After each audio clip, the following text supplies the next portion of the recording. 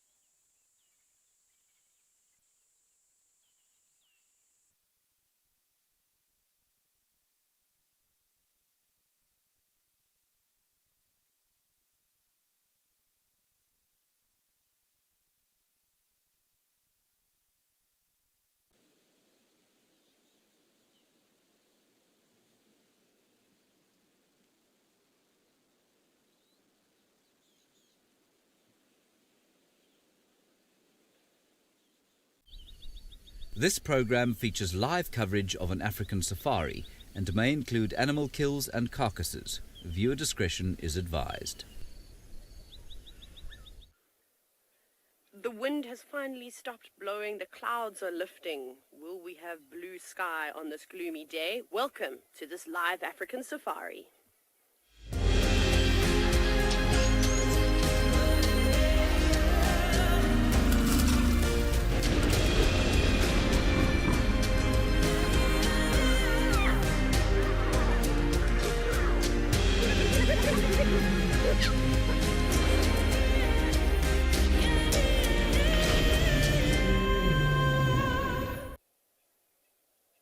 Good morning, everybody, and welcome to another Sunrise Safari, where we are sitting in Pridelands with Eco Training at the carcass that we've been watching for the last few days. Vultures still perched up high in the tree, but how exciting There really isn't much for the lions to eat. My name is Taylor McCurdy, and on camera with me today is Gert. And remember that for the first 45 minutes of every safari, we dedicate it to all the children in the world. So please send your questions on through to kidsquestions@wildearth.tv. And we'll get back to the rest of you, but keep hashtagging Wild Earth, and we'll answer your questions a little bit later. We've got lots of vultures and all sorts of things flying in. Now, I know it doesn't look like much, but the lions are still here, which is why I think the vultures haven't made a turn for the ground. And they're just sitting out of sight, but they were quite vocal, literally just a few seconds before we went live this morning. So perhaps we will be lucky enough to hear them do a little bit of a call. It's been a long time since I've had a lion roar just a few meters away from my vehicle, but they're just hiding behind all those trees in the long grass. They look like they're grooming themselves. But I thought I would just prepare this morning and sit nice or fairly close to the carcass, so that if the vultures do come down and the jackals and the hyenas come on raiding to the scraps that are this buffalo carcass, we will have a really good view. But not yet. I'm surprised, because the lions are sitting a little bit further away than they have been, which must mean that they're getting ready to move off. But there are a few more vultures just up in the tops of the trees. It doesn't look like they've eaten anything at all. Just sort of hanging up high. And I know you're probably thinking it's ridiculous that I've come back here, but I really, really want to see the scavengers clean up this carcass. I mean, it will happen in a matter of seconds. There's really not much here. But it's still quite spectacular. The dust that they're going to kick up, the sounds that they're going to make, is quite intriguing and not something that we always get to see. So I better make the most of this opportunity. What can you see? Oh, a lion. Well spotted, Gert. One of the 2 male lions, young boys, that are here. Oh no, these are different ones. Hello. Have our 2 big male lions that we've been telling you about that have come in from the Kalahari. I'm going to reverse, Gert. These are not the same lions. Woohoo! That gets me excited. I thought it was our boys just hiding at the back there, but it seems like it's not. They are not young males. These are big, grown males. I don't know where I'm going. I'm just going to try and turn around. Gert's telling me to do this. Yay! Hello, beautiful. That's a good-looking lion. I'm hoping the other one is going to follow shortly. Thank you for pausing for a minute. So I'm almost 100% certain that these are the 2 boys that have pushed east. And I know I told you that harrowing story about how they attacked the lionesses of the Ngati Pride and unfortunately killed one of the females. Now, there is one more, so they must have come in here at some point last night. Maybe they saw the vulture activity, and then they chased the 2 younger males. I can still see one lion, Gert. Can you see, if you go straight ahead, oh wait, what are we going to do? Because I'm hoping, okay, let me get us into a better position. I'm hoping the other male is going to walk the same route. He's just up ahead. He was actually the one that I first saw when we drove in, and I thought, I'm not going to go around. Sorry, I'm just moving my mic back. Sorry if there were any audio issues. That big boy following the off-road track out. Okay, so he's marched on away. Just get a view of this other male. He's just in there.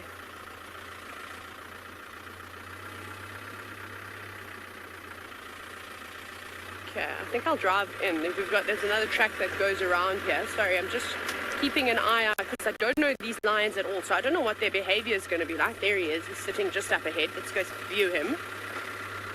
This is, oh my goodness, the tables have turned. I love it when this type of thing happens. You think that you've worked it out and you know who's going to be in the sighting, and then they just change it up. These are nice lions. What are you feeding on? Oh, there's a jackal too. I'm actually going to stop just like this, sorry, because we can see the lion and there's also a very curious black-backed jackal.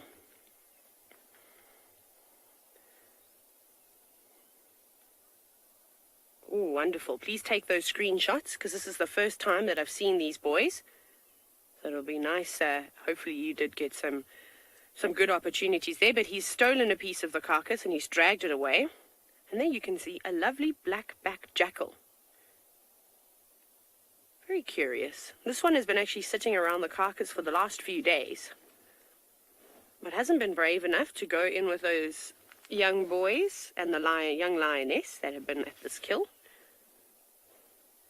And he's kind of just skulking around hoping to pick up a small scrap. I don't know why he doesn't go and feed on the actual carcass. Then you can have everything to yourself, Mr. Jackal or Mrs. Jackal. I don't know if that's an insult. It looks like it's using the luxury facilities right there in front of that lion, just a few meters away. That's brave. Does look nice and full though, so I think that jackal has had a feed. I think the male lion has stolen the last of the best of the worst pieces that were left.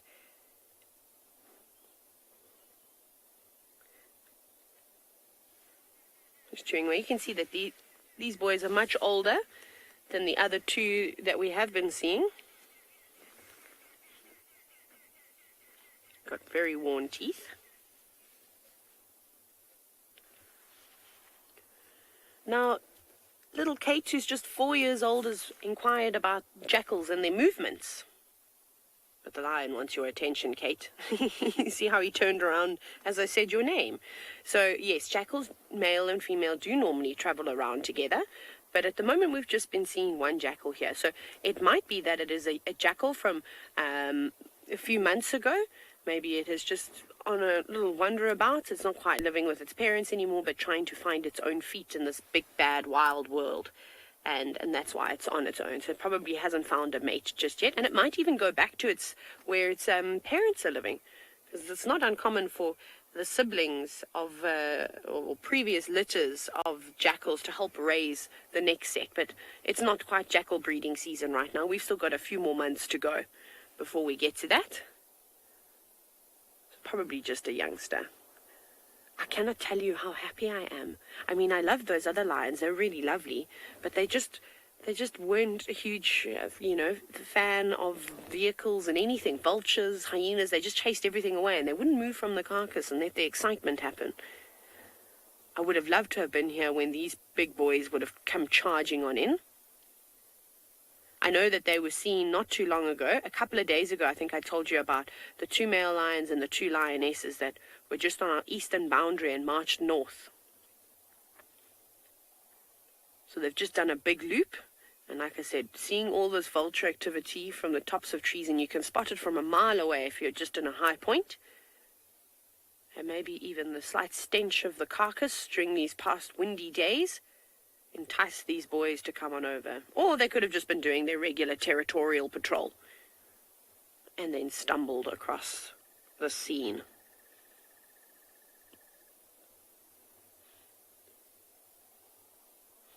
I'm definitely looking forward to learning more about these ferocious boys. Right, it's not just me taking you on this virtual safari. Off you go across to the Sabi Sand to meet Steve.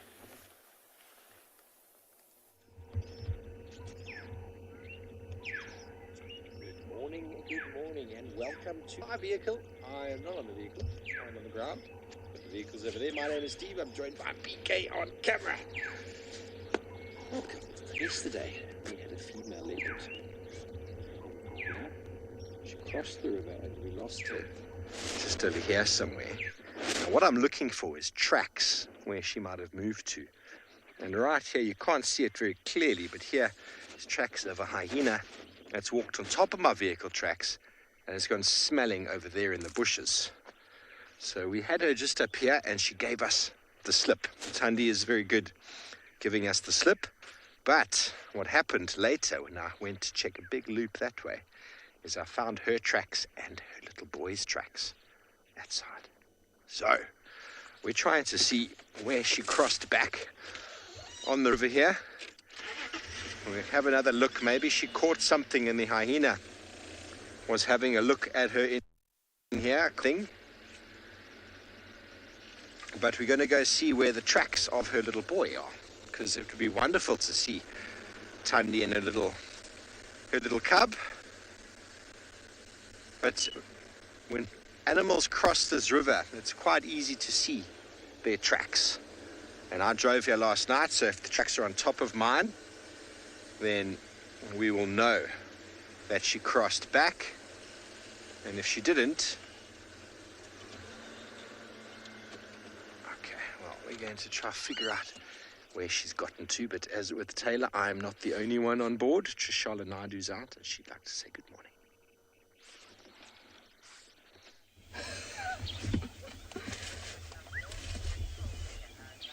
Morning everyone, I hope that you're well. Look at that sun peeking through there, the clouds in the east. Gorgeous. Like there's on that side, just stunning. Now I am on board with Darby as my cameraman this morning, and my name is Tswalu, as Steve told you, and we are looking around for any clues that the bush is going to have for us. Now so far we haven't found any tracks, and Steve's been lucky to find some tracks, but we're going to go and look at Gallego Pan, which is just around the corner here.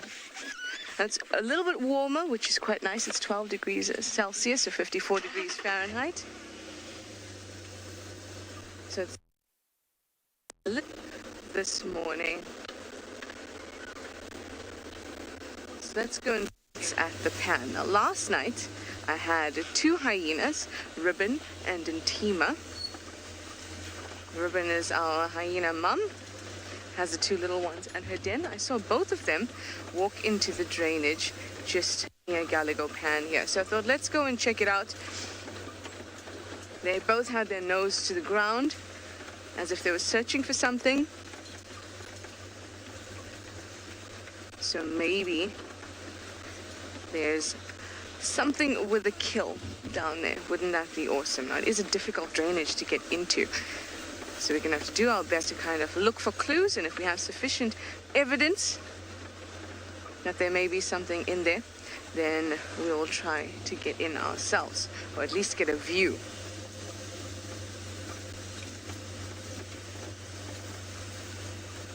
It's very difficult to see tracks in this kind of weather because the sun is blocked by the clouds, so they can't create a shadow. And then also the ground is pretty wet from the rain we've been having. So here's the pan.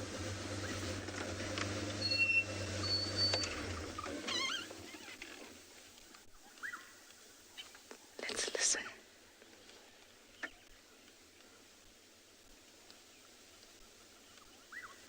Can you hear that? Woo-hoo! It's a black one.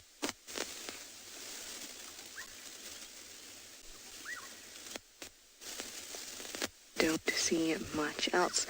Not even the Cape turtle doves that usually hang around here, or our lovely lapwing.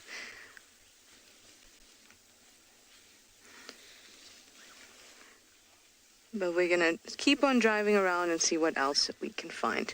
All right, let me send you over to one of our other wonderful guides, and that is Eric at Beyond Ngala. He'd like to say good morning. Good morning, everybody, and a very warm welcome to Beyond Ngala. My name is Eric, and behind camera, as always, is Owen. And thanks, Trish, for calling me wonderful. I appreciate it. We are on the eastern part of our reserve at the moment, and as you can see, straight down ahead of us is the Timbavati River. And we are looking for that pride of lions that Nikki showed you last night. And we think that they could have come down into this way just because they had moved from west to east 2 nights ago, so they could have continued moving east last night. We haven't seen any tracks or signs of them yet, and so that's why we're just basically going to be doing this big figure of 8 around where they are last seen. So we on the way to complete the last little bend before we start potentially walking around looking for tracks, and just to see if we can see anything. I mean, 2 days ago, and I think 3 days ago, you were with Barney and Roan, and you managed to find the Inyala female and her cub feeding, and it was in exactly this area. So if we're lucky this morning, maybe she's around here too. It's a lot warmer than I was expecting it to be. I thought it was going to be freezing this morning, but it looks pretty mild. So whilst we busy spend time looking for tracks or signs of this pride of lions, apparently Taylor's already got some lions. So we'll send you straight across to her to see what they're up to.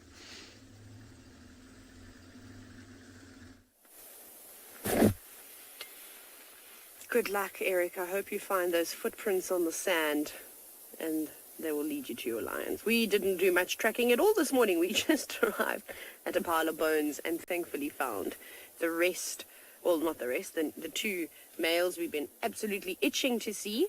So they're not very old male lions. I don't think that these boys are going to have particularly enormous manes like we have seen in the past. But I think that they're